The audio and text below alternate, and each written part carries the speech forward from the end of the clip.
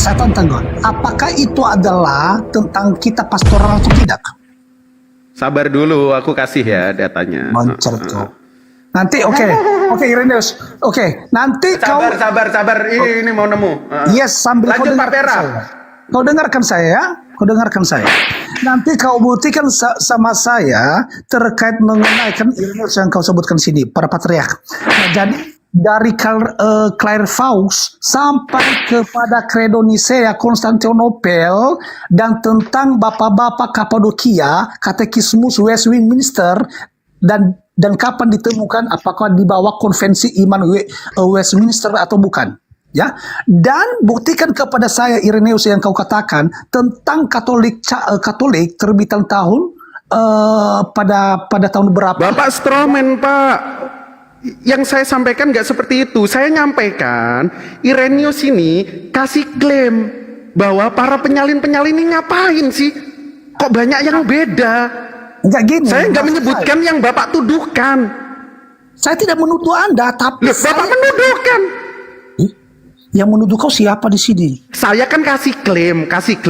Saya bisa buktikan nih kalau Ireneus mengutuk para penyalin-penyalin ini. Kau tahu beda, nggak lolongor? Konsepmu beda.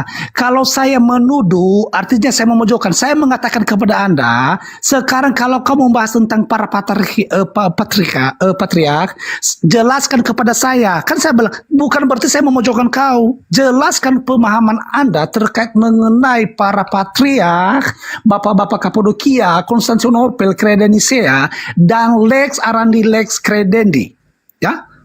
Tentang Credo Athanasian, buktikan kepada saya kalau kamu mencakup tentang Ireneus, silakan. Enggak, poinnya itu apa kok ke situ? Bapak pengen belajar. Loh, poinnya pengen belajar. Kau ini ya kalau Bapak pengen belajar bilang, Pak Goldian, coba kasih kuliah saya 1 jam saja. Nah baru saya kasih. Bapak merendahkan hati, mengosongkan diri agar lebih rendah dari malaikat. Maksud saya gini, kau dengarkan saya. Maksud saya, kalaupun kau berdiskusi satu persatu kau bahas, jangan loncat ke sini nanti. Ya kan tadi sudah saya bahas tentang surat An-Nisa sama Gospel Yohanes, betul? Saya sudah jawab nggak? Saya sudah jawab nggak? Gini, introduksimu itu memberikan fitur khusus kemauanmu sendiri, tahu nggak? Jadi kamu membahas, coba ya. Tadi awalnya kita membahas ini, kau loncat. Ya udah, ayo. Tadi udah aku jawab nggak? Dari mana kau jawab? Ini aja belum selesai. Oke, aku jawab ya. Aku jawab lagi. Bapak kalau bilang, Bapak kalau tanya, ya udah lanjut dulu. Oke, ini. Pak, yang sopan nih Pak, sama si Goldian. Si Goldian ini dosen para pendeta Pak. Pendeta aja belajar ke Goldian Pak, yang sopan Pak. Iya, para kalau mau belajar silakan Pak. Dan Paul, para ustadz aja belajar sama saya Pak, ya. Jadi gini ya, saya tidak tahu. Tapi gini, makanya jangan mengambil sebuah kesimpulan sebagai pojok skeptis ataupun pernyataan kredo dan apalah ketegangan yang harus dipertahankan ataupun mengambil sebuah kesimpulan spekulasi ataupun ada berbagai banyak introduksi fitur khusus supaya itu mencari pembenaran diri. Saya tidak suka dengan hal itu. Ya? Pak, kredo itu Pak, konsili itu Pak. Adalah acara pemilihan Tuhan. Pak, Bu, ya kamu ya pemilihan Tuhan Pak. Konsili Nikea, dengar dulu lah, pasang kuping. Konsili Nikea itu diadakan pemilihan Tuhan Pak. Pemilihan Pak. Ya kan tadi, iya. Sebentar.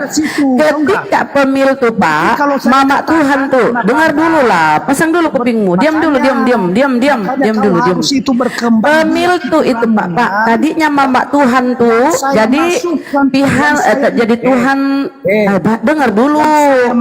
Mama Tuhan atau Theotokos tadinya itu di posisi Tuhan ketiga. Theotokos, Maria itu Theotokos di posisi yaitu konsili itu pemilihan Tuhan. Tadinya Mama Tuhan itu Pak Theotokos ya, dia itu Tuhan pihak Tuhan ketiga. Setelah pemilu itu lagi Bunda Rahma baru suaranya kecil. Bunda Rahma suaranya kecil, gedein Bunda Rahma kecil masa suaranya. kecil sih. Kecil. Kecil. Udah. Ayo kita diskusi. Sedikit lagi benar. Oke. Setelah pemilu tuh ya turun tahta Mama Tuhan Theotokos, naiklah menang pemilu Roh Kudus. Jadi konsili-konsili itu Pak hasil dari pemilu tuh, pemilihan Tuhan. Jadi Tuhan itu Pak dipilih melalui pemilu tuh, pemilihan Tuhan Pak, hasil musyawarah Pak. Oke. Ngomong terus deh. Lanjut Bang Goldian. Ekstra konsensus atau dokumen serupa. Ngomong terus deh si Kapur. Oke, aku tambahin Pak Nama, coba dengerin terkait Pak dosen dulu. Kamu tertuju pada kredo tadi. Yang saya maksud makanya kau dengarkan yang saya maksud pernyataan kredo bukan kredo. Pernyataan Ini kredo. dia napasnya terbuat dari apa ya orangnya? Gak pakai napas. Pernyataan itu Pak hasil konsili. Hasil kredo itu hasil konsili, pemilihan Tuhan, pemilu tuh. Jadi Tuhanmu tuh Pak dihasilkan dari pemilu itu, pemilihan Tuhan Pak. Tadinya itu Pak, ya Yesus itu tidak masuk, tapi diadakan konsili Nikea, pemilu tuh pemilihan Tuhan naiklah. Oke. Yang pertama gini. Ini. Ya, silakan Pak Nama. Habis ini dengerin Pak dosen ya. Kau dengarkan saya. Yang saya maksud makanya itu memang dangkal sebagai pikiran kalian. Kalian kalau saya katakan kredo. Yang sopan Pak ke dosen Pak, itu dosen terkenal loh. Konsili. Tadi kan saya sudah memberikan introduksi. Pernyataan kredo bukan kredo konsili. Paham kau? Oke. Nah, maksud saya pernyataan kredo itu adalah Jadi lapar bawa-bawa kredo. Konfesi ataupun dokumen yang serupa terkait mengenai pembahasan ini. Gado-gado enak, kredo. Gak enak kredo, gado-gado. Gini Bunda, kau dengarkan saya Bunda. Oke. Misalnya, Saya jawab Pak belajar ke Pak dosen habis ini. Ya, kalau saya berbicara tentang anak tangga, pasti nggak mungkin kalian tuh, berarti tangga itu punya anak. Oh iya benar Gol bawa ini. Anak sekolah gimana anak sekolah? Anak sekolah. Nah, kenapa? Anak sekolah. Ya. Nah jadi yang saya maksudkan Bunda terkait mengenai kalimat pernyataan kredo bukan berarti kredo konsili. Udah Pak jangan Kredo bawa itu saya jadi lapar. Kredo itu hasil konsili.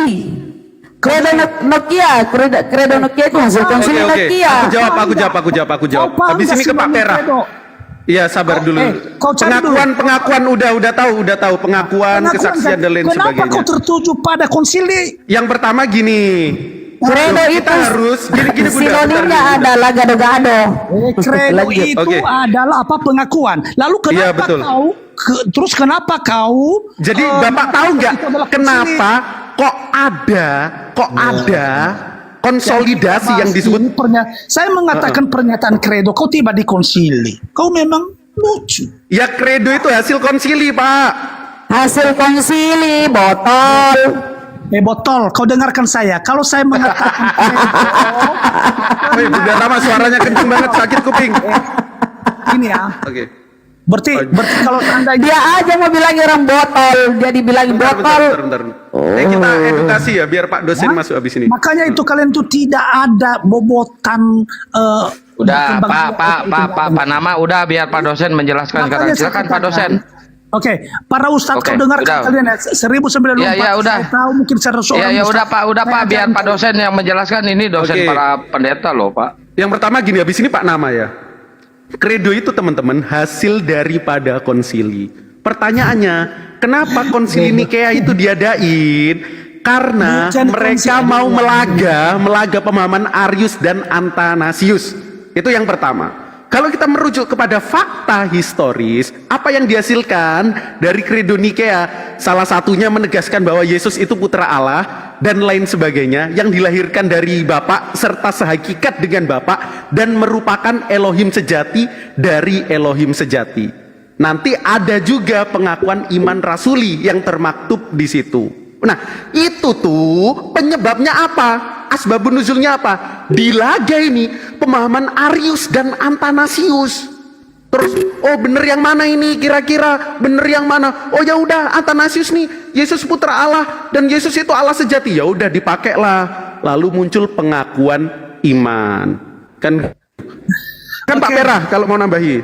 Oke, sekarang kamu tidak usah mentok pada understanding ya. Maksud saya di sini, kalaupun kamu berbicara tentang ya, gini. Coba dulu paparkan tentang berkembangnya ataupun pengakuan ya iman terkait mengenai konsili Nisea yang kau bahas Goldian ya. Udahlah, kita nggak usah jauh-jauh lah. Sekarang buktikanlah kepada saya terkait mengenai seperti Agustinus, Calvin, apalagi siapa Lutheran, Wesley bersaudara, apalagi Irenaeus, Katolik awal itu Katolik awal, terus Moltmann, terus. Ya berarti Bapak belajar dong ke saya, artinya. Kau belajar sama saya. Ini aja datanya kau. Kau lucunya kau. Gimana? Lucunya kau membahas tentang kisah para rasul. Apa nama yang sopan kalau kepada guru para pendeta loh. Ini guru para pendeta loh Goldian ini. Lagi kepada para yang sopan loh. Pak, saya dihormati pendeta-pendeta Bapak loh. Banyak yang belajar ke saya. Tolong yang sopan dong sebagai jemaat biasa yang sopan dong. Belajar sama saya Goldian ya. Kau dengarkan saya tentang sejarah, tentang histori legalitas mereka sering belajar sama saya biar kau paham. Tolong ya Pak ya. Pendeta Bapak itu menghormati saya.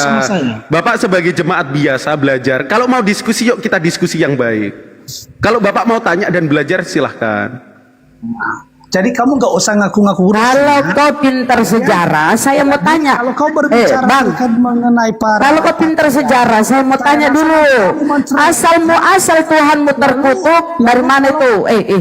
Kalau kau paham sejarah, asal Tuhanmu terkutuk itu apa tuh? Coba sejarahnya gimana itu? Sampai Tuhanmu itu terkutuk, ayo. Di sejarahnya dari mana tuh coba? Ya silakan. Tapi gini ya. Sekarang kan itu kan pengakuan dari awal. Kau itu banyak kali omonganmu. Sejarahnya sampai Tuhanmu terkutuk tuh. Galatia 3:13. Di sini di mana malah kan yang minta patungan ya. Memang sudah diajarin kalian minta. Jawablah. Kau ini harus kau tahu tuh kenapa Tuhanmu terkutuk. Sejarahnya gimana itu.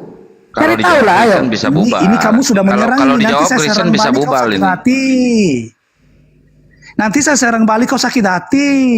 Ya, serang balik aja Pak. Biar Pak dosen yang menghadapi. Sekarang kenapa kau menyembah batu yang terkutuk yang di mana kan datanya? Oke, aku tunjukin datanya. Belajar. Oke, menyembah batu ya. Oke, masuk perangkap. Oke. Nah, itu tantrum kalian. Ya udah, biar saya jawab. Boleh nggak saya jawab, Pak? Tantrum kau. Boleh nggak saya jawab, Pak? Okay. Jawab. Islam yang terkutuk batu. Itu aja, yang kau sembah itu batu itu adalah ini dewa itu. Dulunya kau sembah dewa. Mana ada kami menyembah batu. Bentar, sakit kuping serius. Udah wanter banget. Bentar. Oh gitu ya. Oleh nabimu itu mengatasnamakan ini adalah. Yang nyembah batu ini Pak. Biar saya tunjukin datanya. Gak usah, gak perlu. Baik-baik. Loh, kok nggak perlu? Saya rasa malu dia coba belajar sama Pak dosen. Ini bukan diskusi yang baik. Saya rasa. Ya udah kita diskusi yang baik. Kita yang diskusi yang baik. Kita diskusi. Bentar. Kita diskusi yang baik. Ayo Pak. Nggak usah menghujat. Kita bahas fakta sejarah. Kusir kita di rumah saya. Kita berdoa gimana? Banyak alasan kau. Banyak alasan. Bilang kau takut. Bapak, gini. Bentar, Rama. Saya sendiri. Bapak besok sore. Bapak, bentar dulu, Pak Nama. Pendeta Bapak menghormati saya loh. Karena belajarnya ke saya loh. Kalaupun kamu terkait mengenai Irenaeus tadi, sekarang kau buktikan sama saya Second Vatican Council, silakan. Oke. Sejarah Tuhanmu terkutuk dulu. Nah, itu kan mental patungan. Maksud saya begini, kalaupun kamu membahas tentang Irenaeus, Katolik awal, sekarang buktikan kepada saya tentang Second Vatican Council di Roma Katolik dan sampai Reform Modern, silakan. Oke, biar aku jawab. Siapa yang nyembah batu ya? Itu dulu, habis itu ke situ. Lucu kau, itu kata-kata. Yang boleh. Ini yang kau bahas, lain pula yang kau ceritakan di sini. Kan tadi Bapak nuduh kita nyembah batu. Belajar konsisten. Bapak kan tuduh kita nyembah batu. Boleh nggak saya jawab? Disuruh makan malah kau tidur. Kau disuruh Bapak tuduh kami nyembah batu. Boleh nggak kami jawab? Dia ternyata yang nyembah batu itu Kristen. Malu dia. Jadi gila kau kan? Makanya kau itu konsisten. Kau disuruh makan. Ayo Bapak, besok kita buktikan sejarah sejarah, Bible, Al-Quran, mana yang cacat? Sekarang yang Mau nggak? Berani nggak? Ayo kita buktikan Al-Quran dan Bible mana yang kacau. Mana sih yang kamu bahas ini? Nanti kita mau bahas lagi itu Alkitab itu lari lagi. Oh takut teman-teman. Habis ini kabur. Memang golden. Sekarang kamu bahas tentang Irenaeus tadi. Irenaeus itu adalah Katolik awal ya. Nah sekarang buktikan kepada saya tentang kemampuan Anda, rasio Anda tentang Second Vatican Council Roma Katolik sampai Reform. Silakan. Jangan terlalu Pir, jelaskan tuh kenapa Tuhanmu terkutuk. Jelaskan Tuhanmu terkutuk. Jelaskan Tuhanmu terkutuk tuh. Galatia 3:13 Tuhanmu terkutuk. Biar si Goldian dulu Bun, biar Bun. Goldian, gini aja Goldian. Kau berdua sama saya, kita berdua aja. Nggak usah orang lain, karena orang lain itu mental patungan. Kau berani. Kita berdua debat kusir gimana? Ayo. Mau nggak? Kita Bapak mau di mana? Saya sekarang ini kita turun gimana? Ayo. Loh, ngapain di komal Bapak? Bapak emang udah bisa buka komal? Mental patungan kalian karena kau debat Gak ada. Kau lari Mental patungan. Emangnya Tuhan kalian patungan? Ada 3. Tuhan kau patungan. Kamu bahas Irenaeus para patriark. Iya, pendeta Bapak belajar ke saya. Saya cuma nanya kepada Anda, buktikan kepada saya kemampuan rasio Anda tentang Second Vatican Council. Aku boleh minta tolong Bapak sopan dikit nggak? Westminster Confession of Faith Reform, silakan. Oke, yang pertama aku minta Bapak jangan buka dulu mute-nya dan jangan tantrum. Itu bukan jawaban. Kau kembali. Ya ini mau gua jawab. Ini moderator nggak mute sih kafir. Silakan Jo. Yang pertama gini, Pak nama yang sopan dikit. Pendeta Bapak semuanya itu belajar ke saya rata-rata. Kau nggak usah, kau tinggal jawab aja. Aduh, kau.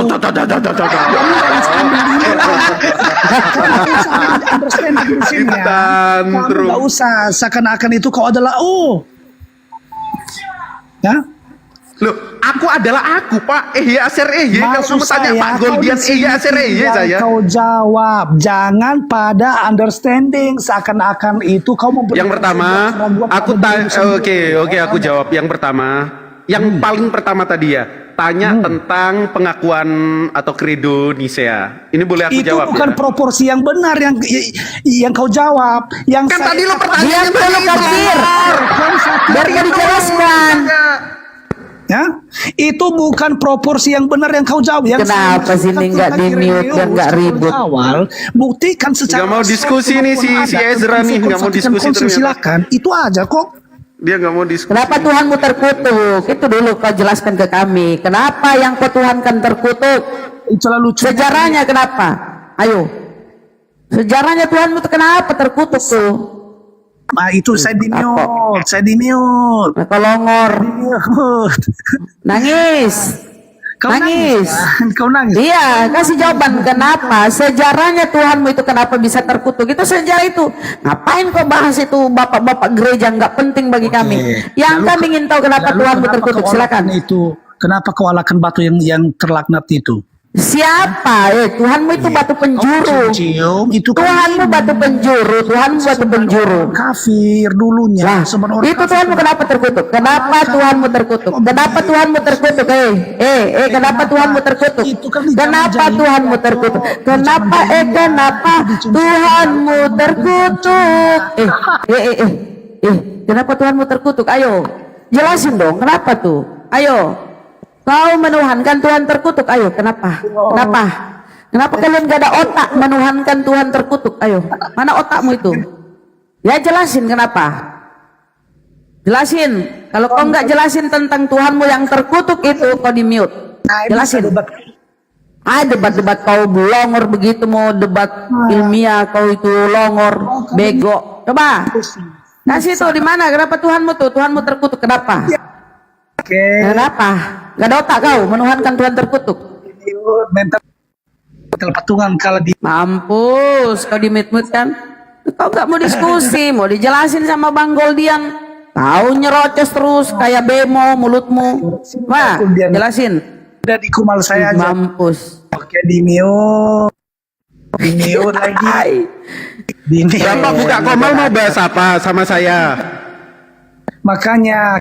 Enggak, Bapak buka komal mau belajar apa sama saya?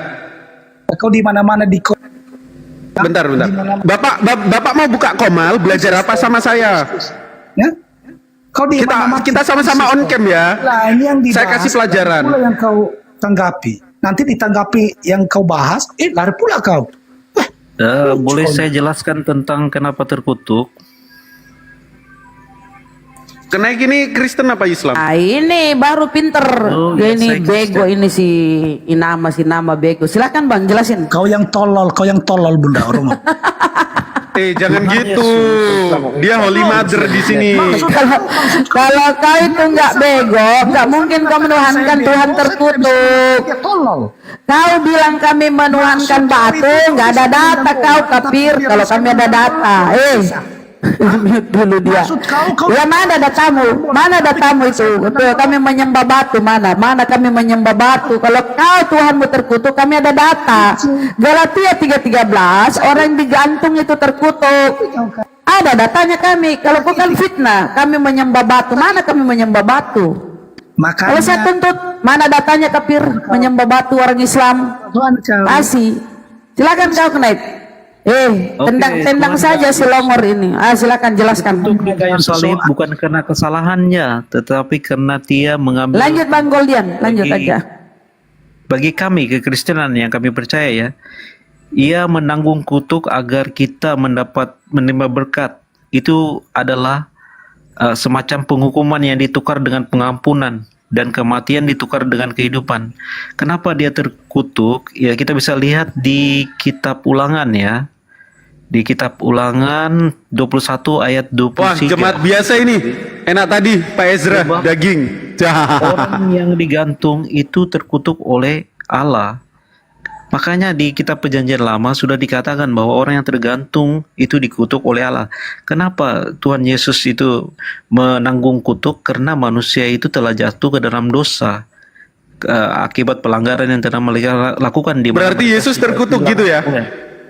Iya, karena dia memenuhi yang ada berarti yang kamu sembah selama ini terkutuk, betul? Yang dikutuk, yang terkutuk. Lah iya, itu Yesus adalah terkutuk dosa kan? manusia. Betul? Walaupun dosa menjadi manusia. kutuk, tapi dia tetap terkutuk kan? Ada tertulis terkutuklah orang yang meninggoy di palang salib, betul? Iya, tidak masalah karena Berarti yang kamu sembah terkutuk. Terima kasih. Kita kasih tepuk tangan, saudara-saudara. Iya, karena dia itu menanggung dosa yang paling hina bagi manusia demi keselamatan. Iya, intinya yang kamu sembah terkutuk. Ya udah selesai, makasih. Iya. Tidak masalah.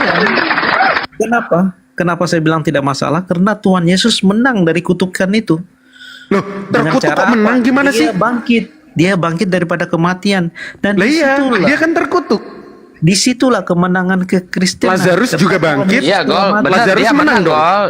Yang awal benar Nah, gol iya. menang dia gol. Yang awalnya anak yang soleh, tidak anak yang bangkit. baik. Jadi Tuhan terkutuk, benar Lazarus dia. itu dibangkitkan oleh Tuhan Yesus. Iya, sama-sama bangkit. Gak usah Beda standar ganda dong. definisinya. Beda Gimana? definisinya, bukan standar ganda. Dan juga tadi tentang Terus yang bikin Yesus meninggoy siapa? di mana Tuhan Yesus Iya, diangkat. pertanyaanku yang bikin Yesus meninggoy siapa? Di konsili itu terbantahkan sekarang ketika Konsili ada Nisea 325. Iya, Itu kan ketika ada jelas. penemuan di Israel Dilaga pada tuh tahun Arius sama 2005. Antanasius. Karena Arius Ketika membawa penemuan ajaran yang benar. Israel di penjara Bentar. Gregoria, Dan itu bentar aku ditemui- jelasin gini. Pendetamu banyak belajar ke aku masalahnya. Kenapa konsili Nisea itu terjadi? Karena ada pemahaman dari Arius yang benar dan ditantang oleh pemahaman Kita Antanasius. tidak perlu bahas begitu. Yang tadi aku kita bahas kenapa dia diangkat, kan? Anda kan mengatakan Iya, kenapa bahwa dia dilantik? berapa dia diangkat. Kenapa Sedangkan ini dia dilantik? penemuan yang terbaru arkeologi mencatat prasasti di Megiddo Israel itu tahun 2005 ditemui bahwa yang bertanggal karbonnya 2030 itu mengatakan persembahan untuk Tuhan Yesus. Itu ada Mana tuh? catatannya. Coba ditunjukin. Penemuan Megiddo yang ada di Israel 2000. Ya mana coba ditunjukin. Cari Ada nggak? aja di internet. Lo kok nyuruh saya nyari? Kamu yang kasih klaim kok nyuruh saya nyari? Gimana sih? Ya saya cuma bisa menyebutkan itu karena saya satu device saja. Nggak bisa membuktikan dong. Kalau omongan saya kan bisa dikonfirmasi dan bisa dibuktikan. Kenapa nih saya terjadi? Karena tinggal semua ada orang pertentangan klik aja. iman nih dari Arius Tinggal sama orang klik Antanasius. aja penemuan Moziak Megiddo yang ada di Israel. Itu pasti Iya. Di mana? Coba tunjukin. Nah, Tidak udah, aku kasih request. Lo kok tidak perlu? Kan itu klaim, betul? Tidak Kalau saya perlu, bisa orang semua menunjukkan tinggal cari hasil aja di konsili internet. Nicea itu, bisa Iya. nunjukin. Saya juga bisa buka itu. Oke, kita balik ke yang lebih awal, ke para Ini yang lebih awal. ke para Tahun apostolos ya, ke para 230. rasul. Jadi gini, yang pertama, kalau kita cermati dalam Bible, teman-teman, nggak ada tuh para rasulnya Yesus yang dianggap rasul nih sama Yesus. Paulus kan ngaku-ngaku ketemu dalam Kisah Para Rasul pasal 9. Itu yang pertama. Para rasulnya Yesus nggak pernah tuh mentuhankan ilah yang terkutuk. Bisa dibuka di mana? Dalam Kisah Para Rasul 3 ayat 13 saat Petrus khotbah. Itu yang pertama. Yang kedua, aku kasih datanya lagi. Kisah Para Rasul 2 ayat 2. Kan gitu. Lalu kalau kita merujuk ke yang awal lagi, apa yang diajarkan Yesus kepada Bani Israel itu tentang ketauratan. Itu bisa kita temukan dalam Matius 5. Yesus menegaskan kepada ahli Taurat dan orang Farisi yang juga sama-sama memegang Taurat. Kalau hidupan keagamaanmu tidak lebih daripada ahli Taurat dan orang Farisi, maka kamu tidak akan masuk kerajaan Allah. Kan gitu. Terus dalam Yohanes 8, siapa yang ingin masuk kerajaan Allah, dialah yang melakukan kehendak Bapakku yang ada di sorga. Itu. Terus kalau kita merujuk lagi nih, siapa sebenarnya yang mengajarkan menyembah Tuhan terkutuk itu? Paulus pun yang ngaku-ngaku ketemu Yesus nggak pernah mengajarkan menyembah Tuhan terkutuk, perlu dicatat. 1 Korintus 8 ayat 6, hanya ada satu teos saja bagi kita, yaitu Bapa, bukan anak dan bukan pula burung merpati. Itu semua data. Kita balik ke Holy Bible yang kamu percaya sebagai Jangan kitab suci. separuh-separuh, Pak. Baca yang lengkap. Oke, Gimana tuh? saya jawab ya. Ketika kita baca di Kisah Para Rasul 9 ayat 13, di situ dikonfirmasi bagaimana Rasul Paulus itu bertemu dengan Tuhan Yesus. Ini ada saksinya. Ya. Kita baca ya Kisah Para Rasul 9:13, jawab Ananias, Tuhan, dari banyak orang yang telah kudengar tentang orang itu, betapa banyak yang kejahatan dilakukan terhadap orang yang kudusmu di Yerusalem, dan dia datang kemari dengan kuasa penuh dari imam-imam kepala untuk menangkap semua orang yang memanggil namamu. Tetapi ini firman Tuhan kepadanya, pergilah, sebab orang ini adalah alat pilihanku. Di sini ada konfirmasi tentang tentang apa yang terjadi dengan Rasul Paulus. Jadi yang pertama, dua kesaksian Paulus itu sama-sama bertentangan. Saya jelaskan. Anda tadi jangan jelaskan ke saya, belajar ke saya. Saya jelaskan kepada Anda. Belajar, jangan jelaskan. Ternyata Anda salah, karena ini bisa terbuktikan di Kisah Para Rasul sini. Di sini ada saksinya. Masalahnya dia ada saksi. Jadi yang ketemu dengan cahaya itu adalah Yesus Kristus sendiri. Kenapa? Karena melalui Ananias ini Rasul Paulus itu sembuh daripada kebutaannya. Ketika dia menumpangkan tangannya baru dia bisa melihat. Di sini ada konfirmasi. Jadi kekristenan itu sangat jelas punya saksi. Iblis pun datang seperti cahaya dalam Lukas 10 bisa menyamar sebagai malaikat terang, Pak. Tidak ada konfirmasi lagi. Pak, iblis pun juga bisa menyamar menjadi malaikat terang. Bahkan Yesus pernah dituduh nih mengusir setan pakai kuasa Beelzebul. Karena apa? Orang nih zaman Yesus bisa nih ngusir setan dengan kuasa Beelzebul. Dalilnya ada di mana, Goldian? Kita buka di sini ya. Bentar. Kita buka dalam Lukas 11 nomor 18. Jangankan Yesus, orang mengusir setan dengan kuasa Beelzebul aja bisa kok. Ayo, gimana tuh? Orang yang menyembuhkan. Ya, makanya belajar baik-baik ke pendeta Abednego loh. Ini pendeta Abednego ya. Di mana? Tunjukkan siapa? Lukas 11 nomor 18. Yesus tuh dikatain, "Oh, kamu Oke, kita buka. Jangan seperti ya. Kan seperti Tuhan Yesus membangkitkan orang mati, menyembuhkan, itu kan betul-betul. Kita buka. Kita buka dalam Gospel ya, teman-teman. Ntar. Gospel Lukas 11 nomor 18. Ingat ya. Nah, di sini dikatakan bukan ya. Alkitab tuh. Jikalau iblis itu juga terbagi-bagi dan melawan dirinya, bagaimanakah kerajaannya dapat bertahan? Sebab kamu berkata bahwa aku mengusir setan dengan kuasa Beelzebul. Baca. Astaga, Ternyata Anda ini betul-betul pada kasihan sama sekali. mulanya, loh kok kasihan? Saya baca Orang ya, mengusir biar setan jangan dengan ada kuasa dusta di antara Beelzebul itu kita. bisa. Saya baca biar kita ini 212 ini dengar ya. Ayat 18. Jikalau iblis itu terbagi-bagi dan melawan diri sendiri, bagaimana kerajaannya bisa bertahan? Sebab kamu berkata bahwa aku mengusir setan dengan kuasa Beelzebul. Jadi, jika aku mengusir setan dengan kuasa Beelzebul, dengan kuasa apakah pengikut-pengikutmu mengusirnya? Di sini kan dia menerangkan bahwa klaim mereka itu salah. Iya, tapi orang Jadi terdahulu bisa kan jadi mengusir kenapa setan kamu dengan kuasa menuduh Yesus Beelzebul? mengusir dengan Beelzebul? Saya nggak Kan mentuduh. Itu kan Ada Anda anggapan Yesus itu ngusir setan dengan kuasa Astaga, Beelzebul. Karena memang. apa? Orang sejaman dengan Yesus juga bisa ngusir setan dengan kuasa Selamat Beelzebul. Salam dari NTT. Nomor Selamat one, malam. tidak usah congor-congor ya. Sedunia. Siapa yang congor? Ya congor-congor soal agama, bahas Islam sama Kristen sama saja ya. Intinya berkah. Berkah kasih karunia, damai sejahtera, darah orang mengusir Yesus. dengan Beelzebul itu kan lucu, nggak ada di situ. Apa? Loh, itu dikatakan kalau orang terdahulu Itu kan juga bisa mengusir dijelaskan. setan dengan kuasa Beelzebul. Itu Yang kan pertama gini, dijelaskan Tuhan yang Yesus. pertama Pak Naik, Itu Pak penyembah Naik. setan.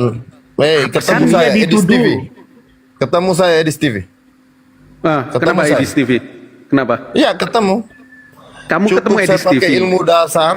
Dengerin dulu. Cukup saya pakai ilmu dasar, ilmu alam. Sudah stop. Apa itu Stop ilmu alam? tipu-tipu. Ilmu Apa itu ilmu alam? Nggak usah lah. Air kehidupan Nih, di tangan saya. Bang Simon ini Muslim apa Kristen?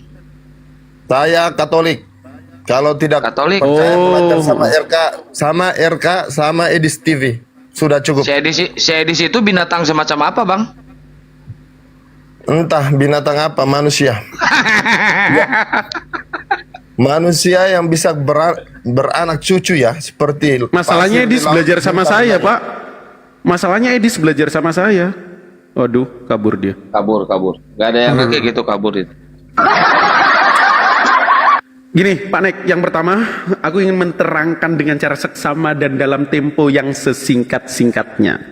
Pada saat itu, dalam Lukas 11, Yesus itu dituduh mengusir setan dengan kuasa Beelzebul.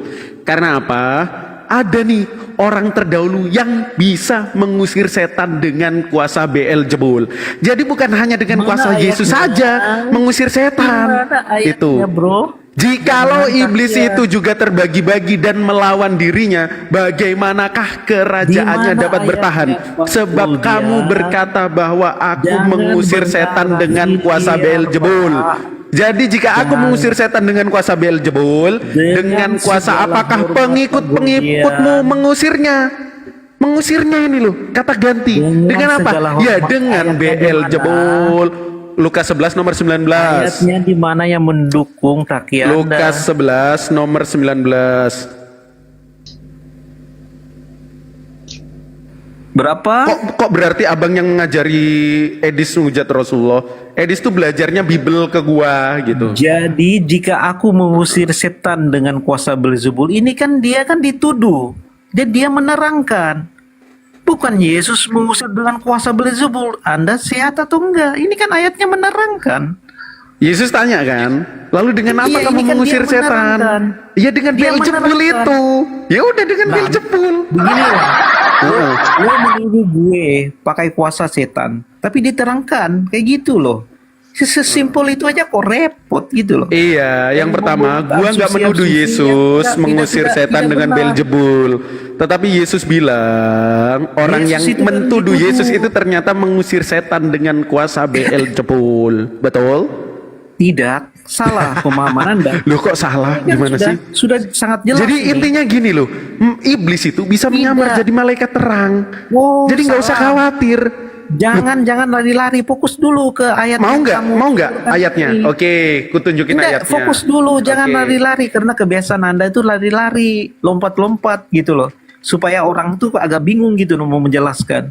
Kita paham, kamu punya cara-cara, tetapi alangkah baiknya diselesaikan dulu. Memang betul adakah di sini Yesus mengusirkan setan dengan Beelzebul? Ada nggak atau tidak ada dalam ayat itu? Kan saya Konteksnya. nggak bilang. Ini Anda bilang begitu. Yang saya Pertama bilang, kali. Yesus Dan ternyata itu kita dituduh mengusir setan dengan kuasa Beelzebul. Karena apa? Beelzebul itu mampu untuk mengusir setan. Siapa yang Di mana mengusir setan dengan ayatnya? kuasa Beelzebul? Di Itu mana ayatnya? orang yang menuduh Yesus. Lukas Iya, di mana pasal 11 ayatnya? nomor 19. Itu kan tuduhan, tapi buktinya kan enggak ada. Sama aja orang berkata bahwa Nggak bener nih. Yesus tidak wafat, tapi nyatanya dia wafat kan di dalam Alkitab. Ya udah, silakan kalau Yesus wafat. Jadi memang ini di dalam Ya kan klaimmu Yesus wafat. Ya memang ini tertulis dalam Alkitab. Iya kan Tuhanmu wafat. Ya tapi Tuhan saya bangkit juga, jangan lupa. Iya, Lazarus juga bangkit. Lazarus dibangkitkan oleh Tuhan Yesus. Lah iya, Tuhanmu kan juga bangkit, sama aja. Ya, Apa Tuhan saya kan masalahnya? berkuasa atas kematian. Suka-suka dia lah mau bangkit. Ngayal itu Pak, ngayal. Kalau berkuasa, gini. Kalau berkuasa atas kematian, nggak mungkin Tuhan wafat dan digebukin. Terus bilang, Tuhan, kenapa kau tinggalin aku? Wafat. Masa Bahtani. Gak ada wafat tuh, mati, metong. Lah, Jadi kalau kita kembali dikit ya, kembali dulu kenapa Tuhannya terkutuk. Ternyata dia mengakui Tuhannya terkutuk. Nah, di dalam Matius 45, orang-orang terkutuk itu dilempar ke neraka bersama iblis. Itu Tuhanmu di neraka. Kau sudah mengakui kan dia terkutuk. Nah, kalau orang-orang terkutuk, ya coba baca di dalam Perjanjian Lama bahwa orang-orang terkutuk itu adalah orang yang menerima suap untuk membunuh seseorang. Pertanyaan saya, dosa apa yang dilakukan oleh Yesus sehingga dia terkutuk? Kok kau begitu menginginkan bahkan mengakui dia terkutuk? Apakah ini sama dengan iblis yang menginginkan kematian Yesus?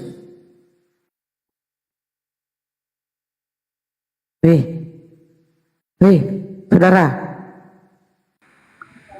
itu gampang aja sekali. Silakan. Sekarang begini, kenapa harus disalibkan atau di tiang salib? Kenapa harus begitu? Ya, kenapa? Tidak dengan cara-cara yang lain keselamatan itu? Ya, kenapa kau mengimani bahwa Yesus itu mati terkutuk untuk menebus dosa? Kenapa? Pertanyaan saya, kenapa harus di tiang kayu salib? Kenapa? Ya, jawab kenapa? Ya, Kenapa karena bukan di itu pohon tadi toge di yang lain? Ulangan sudah mengatakan bahwa terkutuklah orang yang mati di kayu salib. Karena dia mengikuti nas yang sudah ada. Karena Tuhan orang Kristen itu lurus, tidak menyimpang-menyimpang. Ketika dia menetapkan satu keputusan, Tuhan lurus katanya. jadi lurus, tidak menyimpang-nyimpang. Kenapa? Itu di kitab Ulangan ada tertulis terkutuklah orang. Kenapa? Tuhan Yesus itu mau menyelamatkan manusia daripada kutukan itu, kutukan dosa itu. Di mana kematiannya Yesus? Coba baca Yohanes 11, Bang. Yohanes 11 tuh baca tuh satu perikop tuh. Kenapa Yesus di situ ingin dibunuh? kan Di kita situ bicara perikopnya tentang- rencana pembunuhan Yesus tuh. Gak ada hubungannya dengan dosa waris. Kalian aja yang menginginkan kemetongan Yesus itu kalian ini seperti iblis. Loh, kenapa Tuhan Yesus itu harus digantung di kayu salib? Ya kenapa? Karena itu tadi di perjanjian lama kan sudah ada tertulis. Mana di situ Tuhan menginginkan kematian Yesus? Di Mana? Ulangan terkutuklah orang yang tergantung. Itu Jadi sudah memang sangat jelas.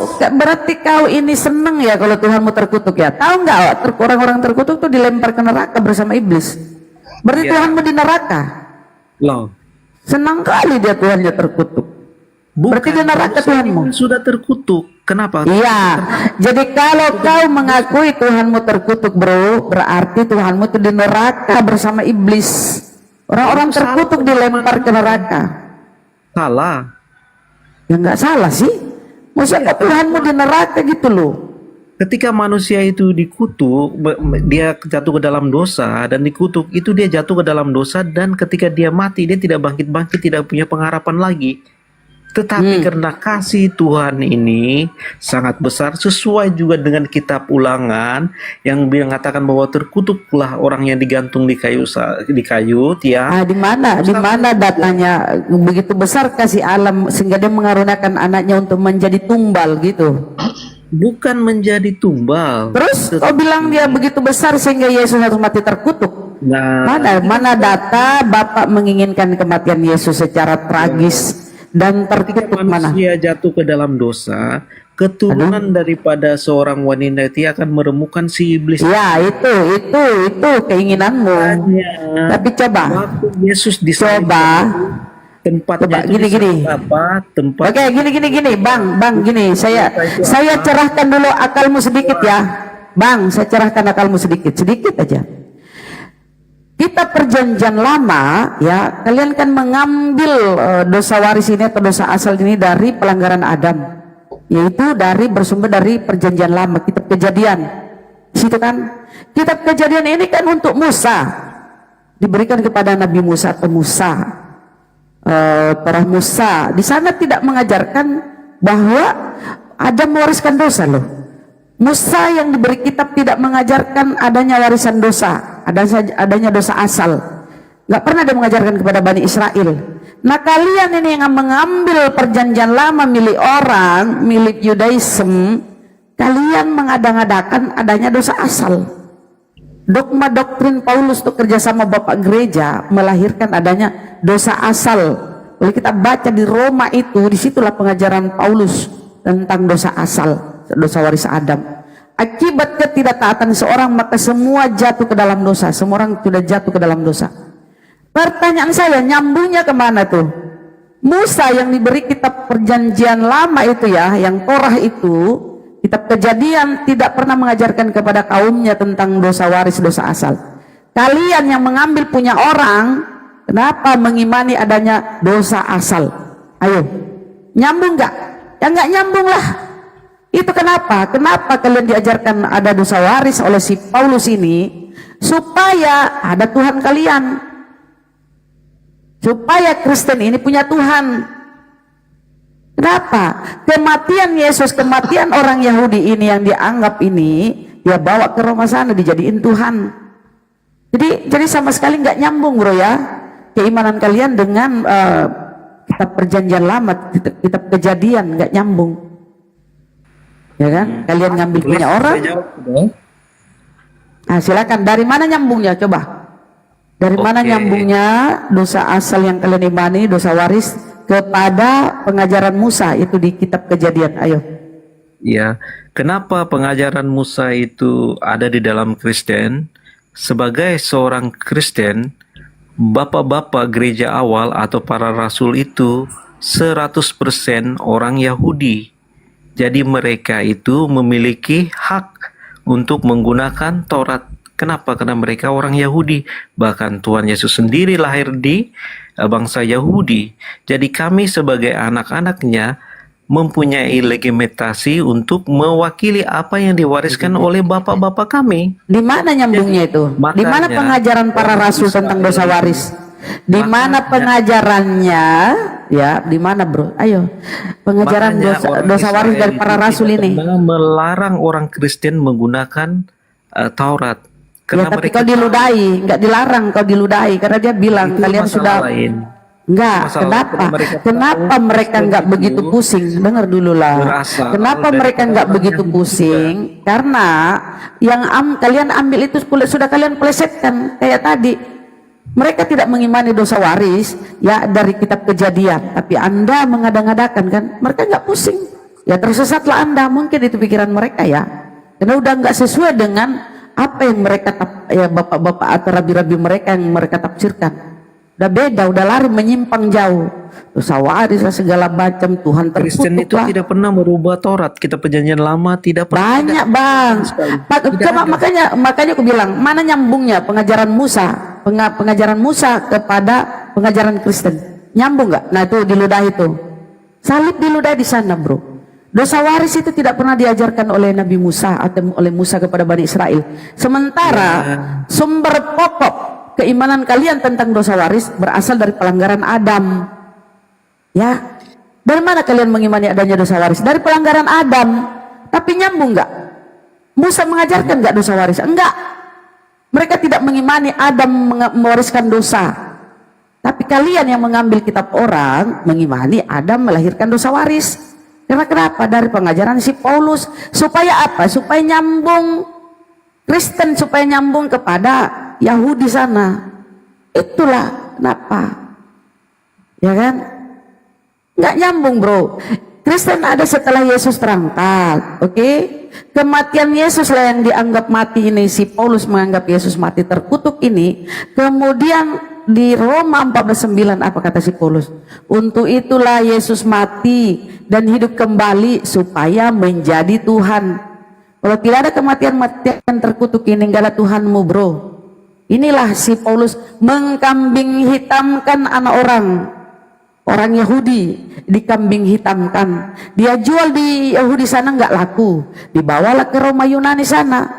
Di sana laku karena Kristen yang dibawa oleh si Paulus ini untuk orang-orang yang berkuluk, pemakan babi, laku di sana, ya kan? Laris manis di Roma sana, kemudian menyebar ke Eropa, masuk ke Indonesia, dibawa oleh penjajah. Jadilah kau ini Kristen, gitu bang.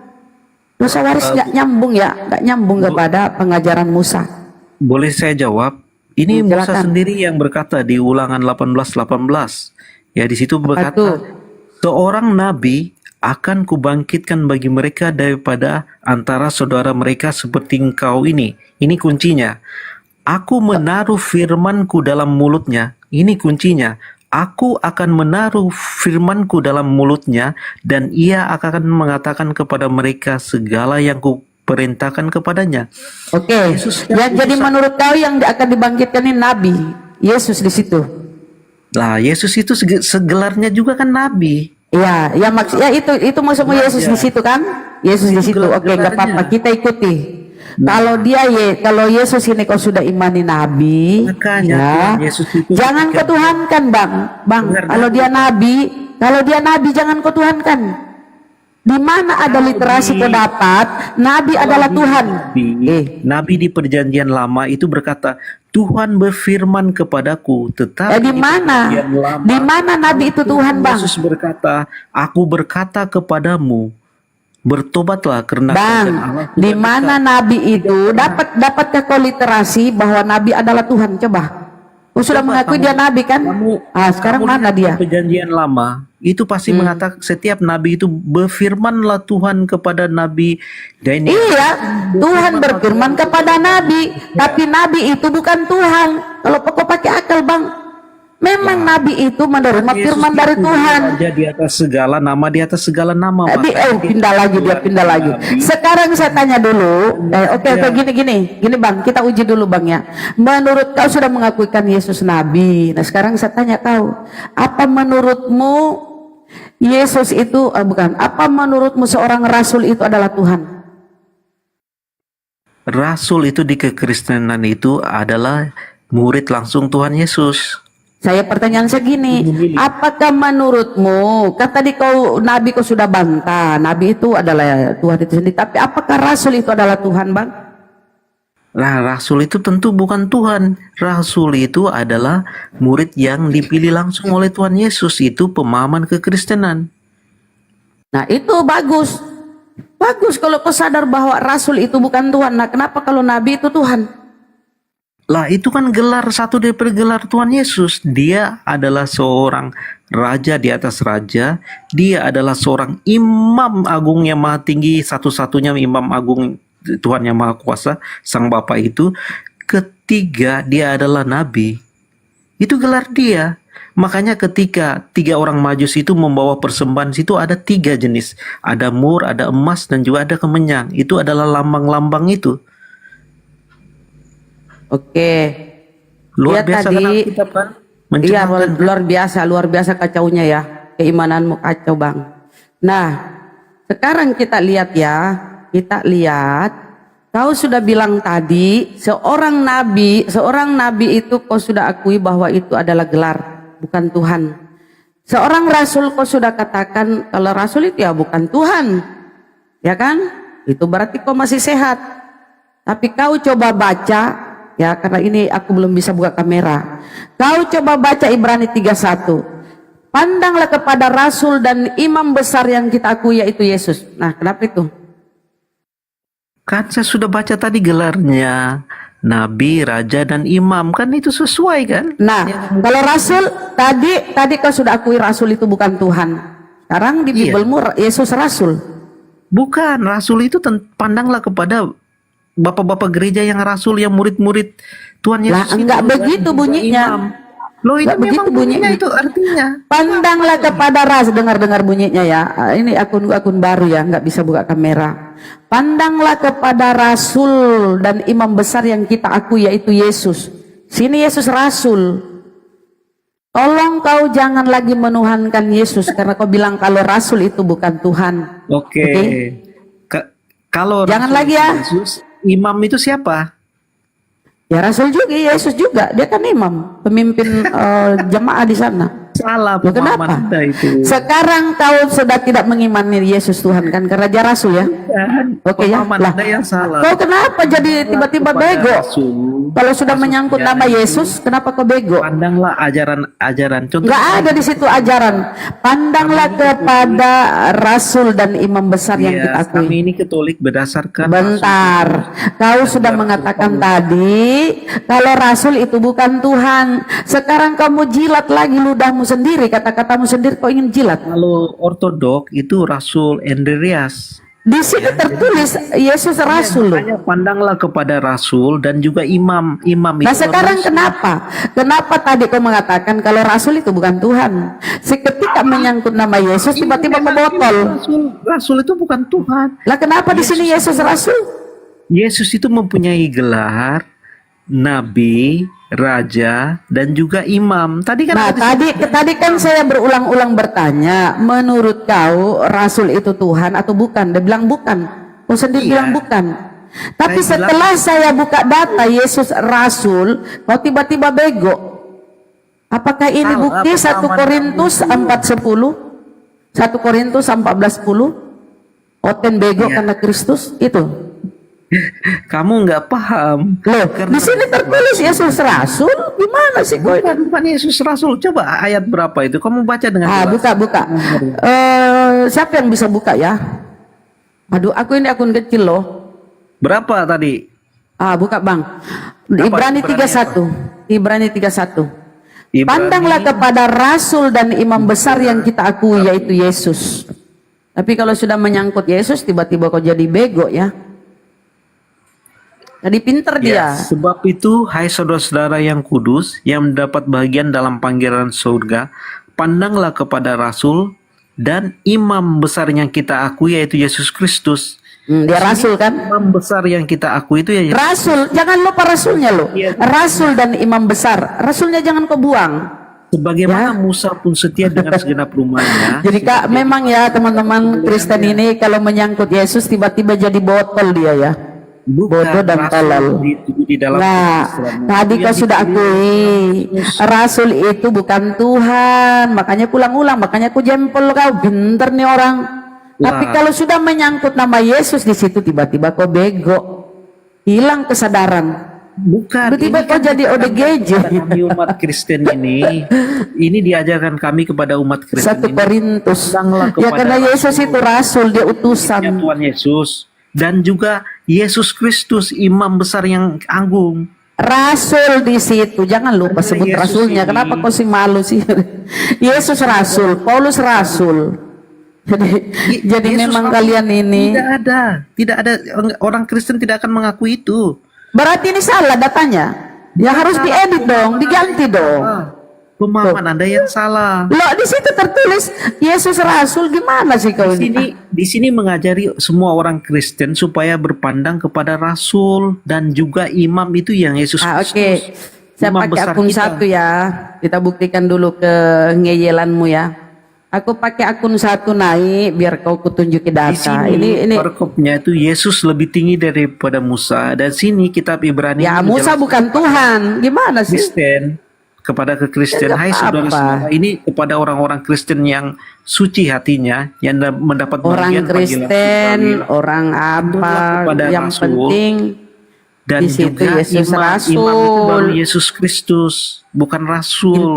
Intinya kau ya ODGJ kalau sudah menyangkut Yesus ya 1 Korintus 40 ya. Karena pemahaman Anda yang salah. Oten Ini bukan botol. ajaran Lah, doktrin, tapi udah kan tertulis di situ Yesus rasul nih. Aduh aku bukalah biar kau ini rasul sekalian malu lah. itu adalah yang dipilih oleh Tuhan Yesus. Tidak ada Yesus itu menjadi rasul, tidak pernah Enggak ada. apa-apa. di Itu dalam kan maumu. Itu maumu Bukan demi mau saya menuhankan di dalam anak manusia. Bukan, itu Ya. di dalam kekristenan. Dan Ya semua memang kalau orang Kristen dogma, tahu itu tapi kalau bukan data dogma. loh, Ini data kita juga. buktikan ya. Anda yang tidak mengerti. Loh, ada data kok, dia tolak data-datanya, kesian ya ini Bible jadi sampah bagi kalian ya. Nah, saya Nah, kita dulu kalau data. Rasul itu Anda mengatakan bahwa itu Yesus, terus imam itu siapa lagi? Kita buka ya. Imam besar itu.